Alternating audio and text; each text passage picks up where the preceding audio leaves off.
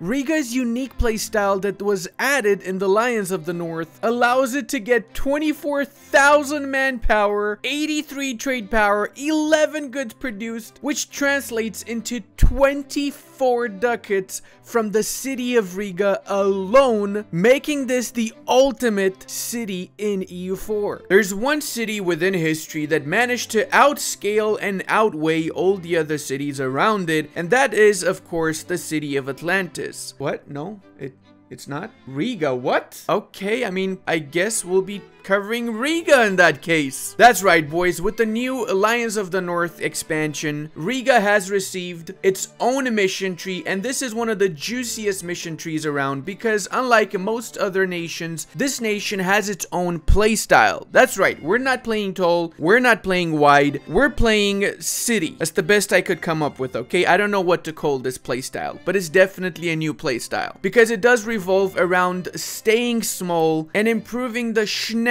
out of our provinces to a point where it gets redonkulous. The city of Riga itself has a massive amount of unique modifiers that we will be enacting to make this the ultimate trade city, as well as the ultimate kung fu fighter. I don't know. It's something ultimate, okay? Just deal with it. Because of the influence and the crownlands debuff, our estates are going to be very different from your normal estate, so pay close attention. First off, we're giving out the religious diplomats because it offers 25 relations with the Austrians, and by sending a scornful insult to Austria's rivals, we're gonna go ahead and send it to the Ottomans because we got big bowls of steel. That's gonna give us up to 75 relations, which means before we even unpause, we can join the empire. There you go. Riga has become a province of the empire. That was a weird way of saying the empire, but anyway, that means we have the protection of the emperor. Nobody can attack us without having to fight the Austrians, which will defend our virginity. I mean, honor.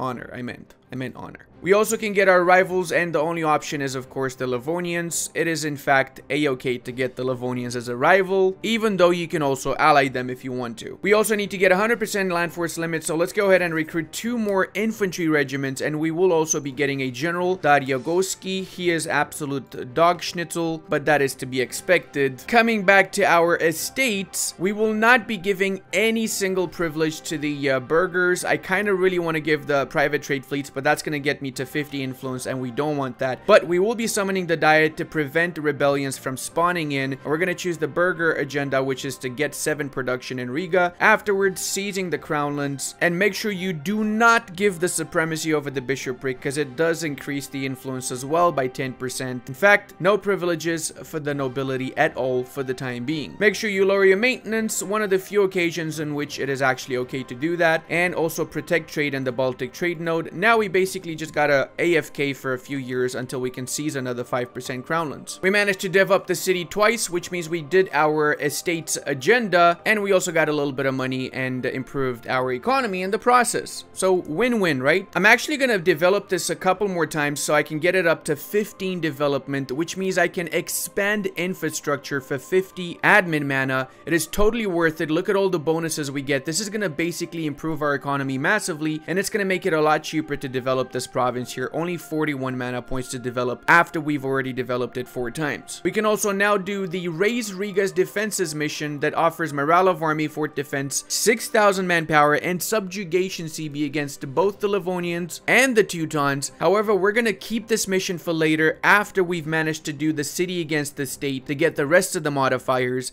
and after we've managed to concentrate and strengthen our armies a little bit more. Because remember, this subjugation CB only is valid for 25 years. Afterwards, it basically expires. A really cool thing here is that we can purchase the electoral ship as long as one of our subjects is an elector, and we have 6,000 ducats. So that's probably for the future, not right now, but it's nice to see that this was added into the game. It really makes a massive difference. Or we can also elevate ourselves to an archbishopric as long as we have 25 papal influence. We are an elector, and that will change our rank to an archbishopric, which is the equivalent to a kingdom if you are a duchy, as, you know, a feudal monarchy. 1449, time to seize another 5% crownlands. troops, kill off the rebels, and now we can do the city against the state. We gained a cathedral in Riga. Daria go, boys. This is gonna massively boost our economy. We normally get cathedrals at admin tech 19, so having this in 1449 is absolutely mind-blowing. Plus, look at this juicy modifier here, boys. The seat of the Rigan Archbishopric, local dev cost -15, production efficiency plus 25, manpower as well, and a lot of other goodies. Absolutely brilliant. But it does require that we stay below 6 maximum provinces, so that's going to be the goal. We're going to try not to go above 6 provinces, but these 6 provinces are going to be the best provinces in Europe. And yeah, it's 6 provinces in Europe. That means that you can have as many as you want outside of Europe. Keep that in mind. That basically means that Riga has a lot of potential to become a massive colonial conglomerate. Now we can also do connect with the Hansa, since this would have otherwise been useless to do before. Now it actually gives a little bit of an oomph, and we can start doing our estates also. Since we don't need to have 30% crownlands anymore, we can give out the +1 mana privilege for all 3 of the estates. And hear me out, guys, because you might be thinking, oh, but 0.4 autonomy monthly is horrible. Yes, but we only have 1 city. So if you have only 1 city, you don't get autonomy in that city. So no matter how much we get per month, it's still always gonna be 0. So essentially, we get no debuffs from here except the tax debuff, because we don't have subjects, and even if we did, the Liberty Desire from subject development 150 is not that much. Autonomy doesn't affect us because we only have 1 city. Absolutism doesn't matter because that doesn't trigger until the 1600s. In fact, I don't even know why it's even mentioned here, since it is absolutely irrelevant right now. And the tax modifier is pretty much negated by the +15 that we get from the clergy, so we only get 5% tax debuff, but we get +1 of each mana points monthly for the rest of the game, which is a lot of mana points. You also want to give out the advisor cost reductions. Now, for the advisors that you have, you might not be able to field 3 advisors, so give it for the ones that you have. And you can also give out the supremacy over the bishopric, ship trade power, and light ship cost -20% is always good. Patronage of the arts to fix our prestige problem. And let's go ahead and summon the diet once more and see what they want to offer us. 10 development, 10 production in Riga. I like the sound of that. Let's go ahead and develop this again to 10. A Booyah Shnoki. That gave us a little bit of cash to use. And I just realized this is actually 39 now. It was 40 because I did not reset this. I should have looked at my economic screen in order to reset it. Because we managed to get 25 papal influence, over 100 relations with the Pope, and we have a cathedral in Riga, boys, not a church. We can do this mission that offers us a war against heresy CB, against all heretic countries in the world, which is a seriously strong CB. That's basically what you get once you finish doing the religious idea group. There you go, war against all heretics, as long as we bordered them, of course. So we are not bordering any heretics right now. When it comes to your 2nd tier reform, there's honestly a lot of good stuff here. Like, we have the settler chance if you are a colonial power is a massive deal, by the way. But my favorite is the mission on the high seas, which offers marine force limit, naval force limit, chance to capture enemy ship, and sailor increase. It is absolutely amazing to get this early on, especially if you don't have much naval force limit. This is gonna allow us to hire more light ships, which in turn means more trade power and more money. Later on, we can change this to the merchant +1 and global trade power. However, right now, our merchants don't have much trade power in the various nodes because we're still quite small. So until that changes, getting an extra merchant would not be as useful. We managed to get our beloved city to 30 development, which means we can enact the expand infrastructure a 2nd time, getting even more bonuses in this amazing place. We're getting right now 1.93 ducats from 1 city, boys. This is 1 city we're getting all of this from. This is more than the economy of certain nations. Like, I'm looking at you, Brandenburg, here. You know, I'm really thinking to turn this into a 1 city challenge more than a 6 cities challenge.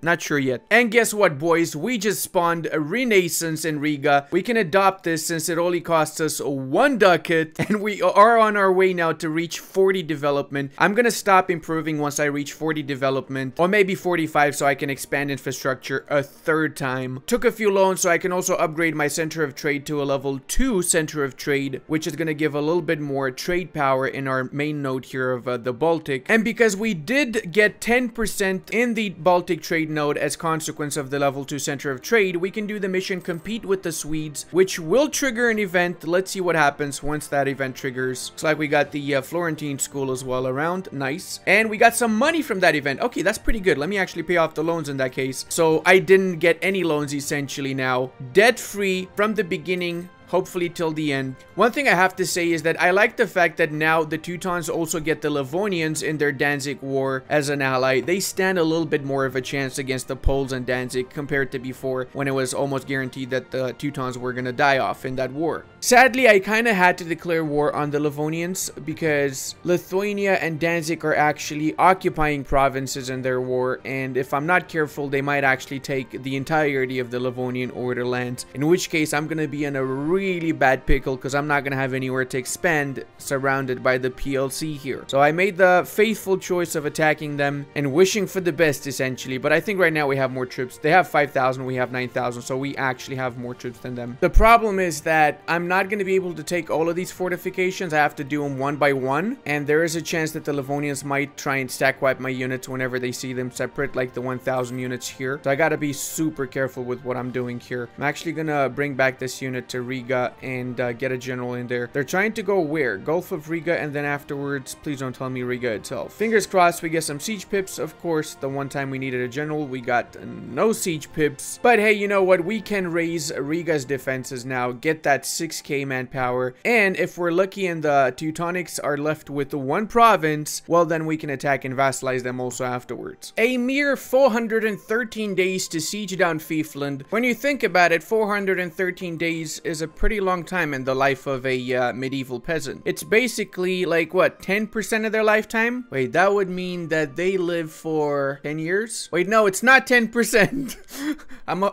I swear I know how to do mathematics. Also, I want to mention, I noticed that these Catholic zealots here, I don't know why they spawned them in from the beginning. I don't know what the purpose or the background is for these guys, but I did notice that the Livonians never have enough troops to deal with them, at least not in the early part of the game. They basically stay here for a very long time and pretty much hold the games until somebody else takes this land and kills these rebels. Also, make sure that you never give out the estate statutory. It is a trap, and it keeps repeating itself every 5 seconds. It's so annoying. Don't click it though. You do not want the estate statutory privilege. It really is a trap, and it can really destroy your country because it makes it so that you get 25% minimum autonomy in every single province until you revoke it, which is a massive debuff. Plus, you cannot even seize crownlands when you have it enacted. Looks like the Muscovites went to war with the Danes. Oh, I think this is the Swedish Independence War, isn't it? Yes, it is. A Swedish War for Independence supported by the Muscovites. This is actually not good for me because Sweden being independent, and Sweden is a powerhouse, is gonna make my life a living hell if I don't deal with it properly. I'm gonna have to get good relations with the Swedes, so let's start improving our relations with them. We already have 50 actually. Brethren of the Faith and Accepted Religion. Halfway there, I guess. Reform number 3 is here. Remember guys that the less autonomy overall in your country, the more reform progress you get. That's why as a one province miner, you're always gonna get your reforms done a lot faster than nations that expand a lot. If you've seen my Sweden video, and I will link that in the description below,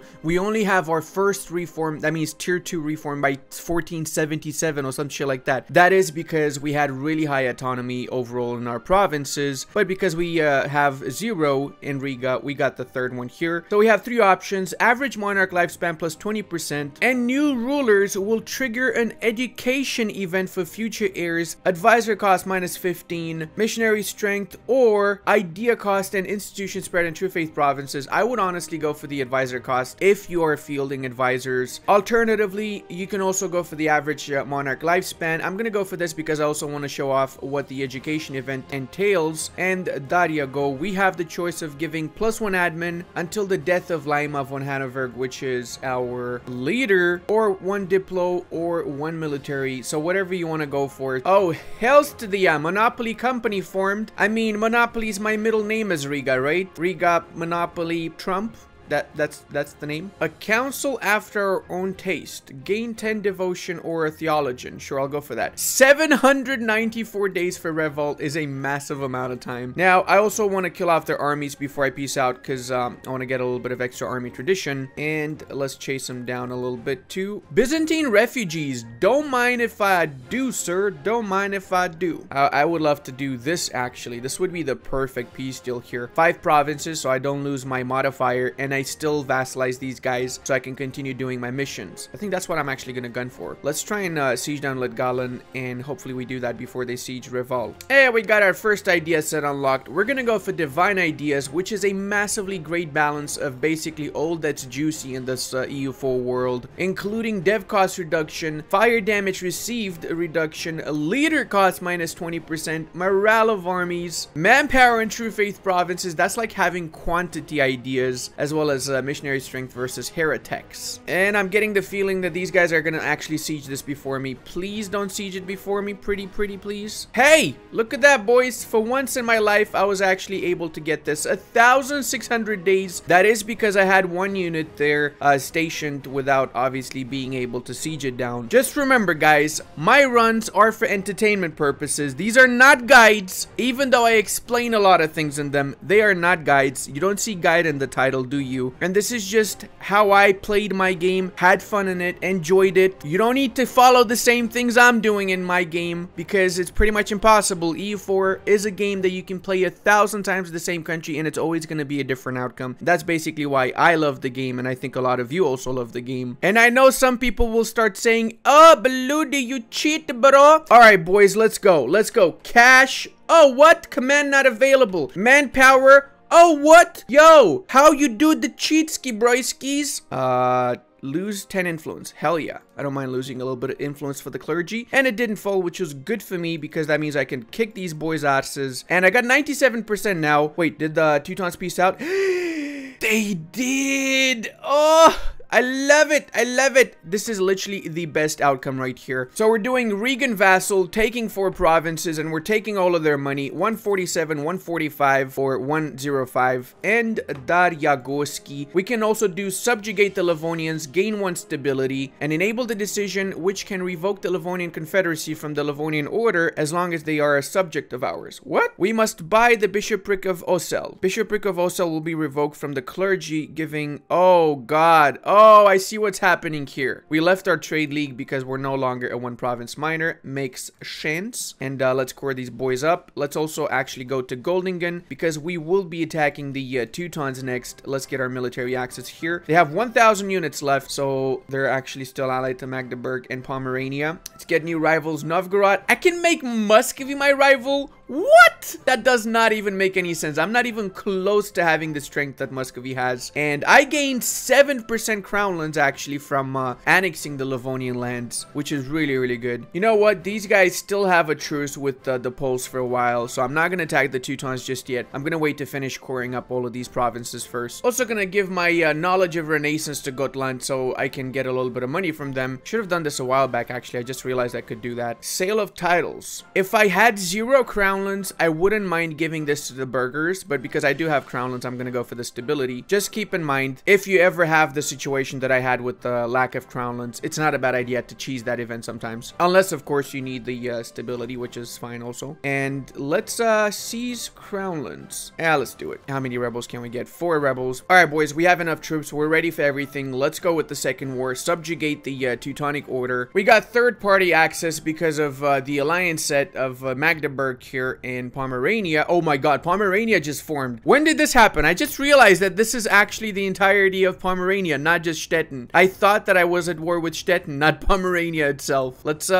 siege him down in that case, shall we? Is it my imagination, or does Stettin always get really massive in my games recently? What a shocker. Siena got the faceting event triggered, and apparently Siena is a part of Florence, so I'm guessing that Florence is actually gonna form Tuscany. They just annexed Lucca as well. In front of my very own eyes, boys, it happened. I was there when it happened. I saw it. It's right up there with the fall of the Berlin Wall, I promise. Another day, another Pomeranian destroyed. 46, 57. I guess after we start sieging down your capital and you're ready for peace, aren't ya, boy? There ya go, boyski. 13 ducats. Hey, I earned those 13 ducats. Don't judge me. Let's go back here and then we can maybe get to Magdeburg. Fingers crossed. Let's go. No! Ah, we gotta wait for Magdeburg to get military access. Let's go back home. Oh, are you kidding me? I cannot even go back home now? This is bad. This is bad.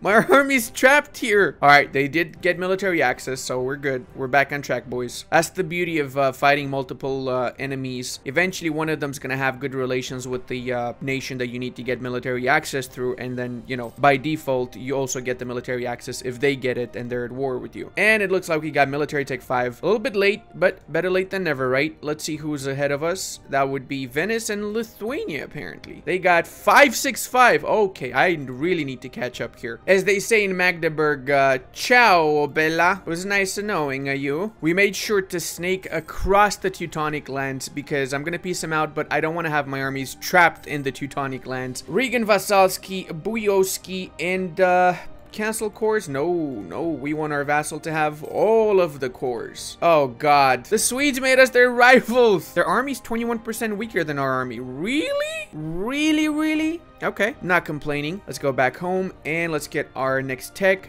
Booski, Doski, Loski, Schmoski. Make this a full core also. Get a brand new general because the other guy actually passed away. And now in order to punish the Teutonic Order, we need to own Danzig and Königsberg. So that's gonna take a while because it means that we have to fight against Poland. So I think it's time we get some proper allies here, like, you know, the Austrians, Ottomans, or whoever we actually can get. Oh, what? All right, that's not too bad. We might actually be able to get an alliance with these boys. Nah, I'm not gonna get an alliance with the devil. Come on, boys. I'd rather ally anybody else except the Ottomans, to be fair. Let's see, who can we ally? Hungary. Hungary seems like it's in tip-top shape over there, getting its ass kicked by the Bohemians. And we can purchase another bishopric. Let's go this time with the bishopric of, what is this? Courland. Let's go with Courland. We just have one more that we can purchase from the Livonians. Let's get a few loans. Actually, I'm gonna get the burgher loans. Make sure we also lower the autonomy in the provinces we just got from the Livonians, and we're also going to be adding these provinces to the empire. The best way you can do that is just add all provinces to the empire. The benefit of adding these provinces to the empire is that it's actually cheaper to dev them up because we do have the first imperial reform done, which means that every province that is a part of the empire gets minus 5% construction cost and dev cost. So it's not about your country being a part of the empire, the provinces have to be a part of the empire, so remember that. It's funny how we were at war with the Pomeranians a second ago, and now we're allied to them. That's just how medieval politics works, okay? Don't forget to also give out the strong duchies privilege after you got both the Teutons and Livonians as a vassal, because now we can get 2 more allies that we would otherwise not be able to get because of, you know, extra diplo relations, and as such we'd be losing the diplo points. Check out Poland's vital interest provinces. Literally all of my country and my vassals' countries. This is gonna be an issue, boys. This is definitely gonna be an issue. I guess my best bet would actually be to try and get better relations with the Muscovites for now, and try and basically play them against each other. And we can dissolve the last Livonian bishopric, Daryagoski. So now what happens? We can do this mission and the Confederacy. All right, we get for 25 years advisor cost reduction, advisors possible, and liberty desire from subject development. Fair enough. And we got a bunch of freaking rebels also, and we also increased manpower in Riga. All right, because we got development for, oh my god, we have 48 development in Riga. What? Time for another expand infrastructure, somebody say. Holy mother of god, we have 3 expand infrastructures here, which means it already costs us 59.4 governing capacity just to hold on to Riga itself. It's quite a little bit if you ask me, but totally worth it considering the bonuses that we get from it. I mean, look at this, boys. We're getting 5.7 trade goods, 60 trade power, 5,000 manpower, 5,000 sailors from just one city. And we can now also do trade presence in Lubeck, which enables the blessed plutocracy government reform, a special government reform available only for Riga, which allows us to sell indulgences to Catholic nations. And we're basically a hybrid between a theocracy and a republic. It's a really weird thing, but it is also an absolutely delicious thing. Probably my favorite government reform out of all the new ones in the recent DLC. We had to spend some of our diplo points though to increase our mechanism because we did lose some once we gave out the indebted to the burghers. Remember that you lose 1 mechanism every time you give out that privilege. So it's possible to do this earlier as long as you don't give out the 1% burgher loans. Looks like right now nobody wants to buy indulgence from us, but our time will come, boys. We just have to wait for their stability to go down a little bit, and then they're definitely gonna love us more than they'd ever expected to love us. This just sounds really weird. Why do I always have to make every single video weird? I don't know, man. Great news, my bishop slash trader person. The emperor chose us to bestow what? Oh, right. He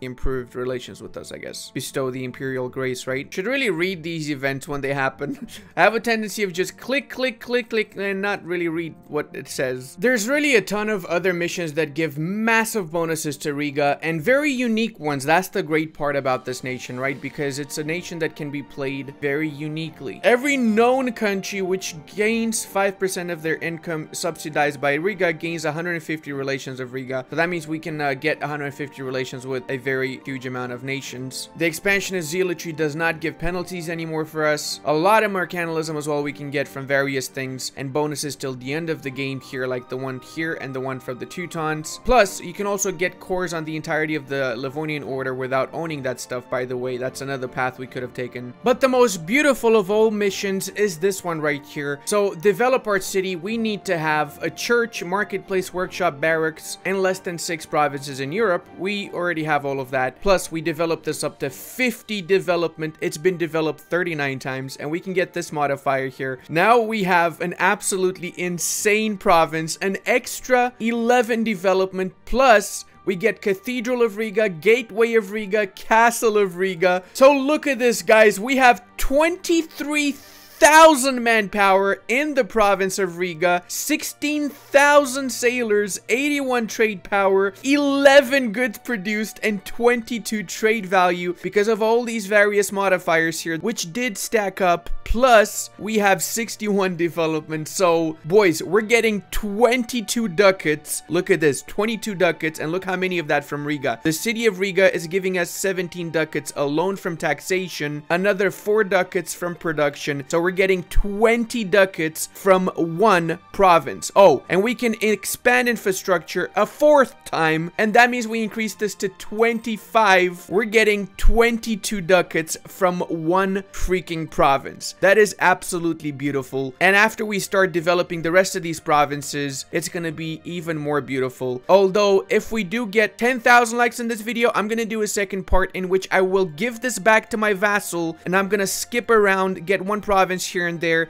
and try to go to the New World and establish a colonial Rigan Empire with the capital still in Riga City. So until the next time, check out this awesome Sweden video. And I want to give a massive thank you to all of my patrons, channel members, and Twitch subscribers. I would not be able to do this without all your support.